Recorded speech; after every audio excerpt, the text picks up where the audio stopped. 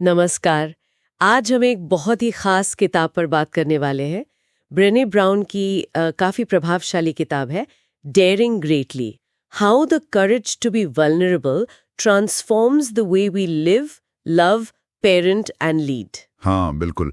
और ये किताब इसने काफ़ी लोगों की सोच पर असर डाला है। सही।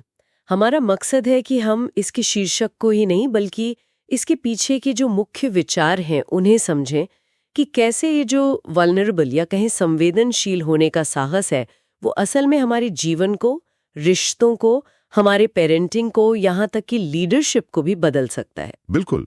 और देखिए शीर्षक अपने आप में कितना दिलचस्प है। डेयरिंग ग्रेटली मतलब बड़ी हिम्मत दिखाना। हाँ। और दूसरी तरफ है वल्नरेबल होने का साहस। अब ये दोनों बातें पहली नज़र में साथ साथ नहीं चलती। हाँ, लगता है कि हिम्मत का मतलब है मजबूत दिखना, अपनी कमजोरी छुपाना। एग्जैक्टली पर यह किताब इसी आम धारणा को चैलेंज करती है। ये कहती है कि शायद असली हिम्मत तो वहीं है जहां हम अपनी कमियों को, अपनी अनिश्चितताओं को स्वीकार करते हैं और दुनिया के सामने आने का जोखिम उठाते हैं। लेकिन ये वल्नरेबिलिटी या संवेदनशीलता है क्या असल में? क्या इसका मतलब सिर्फ इमोशनल हो जाना या रोना है? नहीं, ये एक बहुत अच्छा सवाल है। ब्रेने ब्राउन के हिसाब से वल्नरेबिलिटी सिर्फ आंसू बहाना या अपनी सारी निजी बातें खोल देना नहीं है। अच्छा। हाँ, ये दरअसल वो हिम्मत है जिससे हम अनिश्चितता, जोखिम और इमोशनल एक्सपोजर का सामना करते हैं। मतलब वो पल जब हमें पता नहीं होता कि नतीजा क्या होगा, फिर भी हम आगे बढ़ते हैं। जैसे कि कोई उदाहरण? जैसे कोई मुश्किल बातचीत शुरू करना, या शायद पहली बार किसी से कहना आई लव यू, या फिर अपना कोई नया आइडिया, कोई क्रिएटिव काम दुनिया के सामने रखना। इन सब में एक जोखिम है, एक अनिश्चितता है। तो इसमें कमजोरी नहीं बल्कि जबरदस्त हिम्मत लगती है। बिल्कुल। ये कोई पैसिव स्टेट नहीं है कि बस हो गया। ये एक एक्टिव चॉइस है, एक चुनाव है। ये दिलचस्प है। और किताब में वो एक एरीना यानी अखाड़े का जिक्र है ना, उसका क्या कनेक्शन है इस हिम्मत से? हाँ, वो एरिना वाला आइडिया थियोडोर रूजवेल्ट के एक बहुत मशहूर भाषण से लिया गया है, जिसने किताब को उसका नाम भी दिया। तो एरिना एक तरह से उस जगह का सिंबल है जहां हम असल में जीते हैं, काम करते हैं, रिश्ते निभाते हैं, कोशिश करते हैं। जहां हमें डर लगता है। हाँ, जहां हमें आलोचना का, फेल होने का, जज किए जाने का डर होता है। तो डेयरिंग ग्रेटली का मतलब है इस एरिना में उतरना।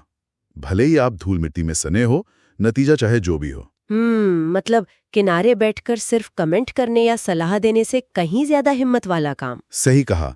असली जिंदगी जीना, ना कि सिर्फ परफेक्ट दिखने की कोशिश करना। लेकिन फिर इस एरिना में उतरने से हमें रोकता क्या है? कोई चीज तो होगी जो हमें पीछे खींचती है। किताब शर्म यानी शेम पर भी काफी जोर देती है। बिल्कुल। और ब्रेने ब्राउन कहती हैं कि शर्म वो शायद सबसे बड़ी बाधा है। ये हमें वल्नरेबल होने और उस एरिना में उतरने से रोकती है। शर्म? कैसे? ये वो अंदर की तकलीफदेह फीलिंग या डर है कि हम शायद प्यार और अपनेपन के लायक ही नहीं हैं, कि हमारे अंदर कुछ ऐसा है जो अगर लोगों को पता चल गया तो वो हमें पसंद नहीं करेंगे, रिजेक्ट कर देंगे। ओह। और वो शर्म और गिल्ट यानी अपराध बोध में फर्क भी बताती हैं। अपराध बोध है मैंने कुछ बुरा किया, हाँ। जबकि शर्म कहती है मैं बुरा हूं।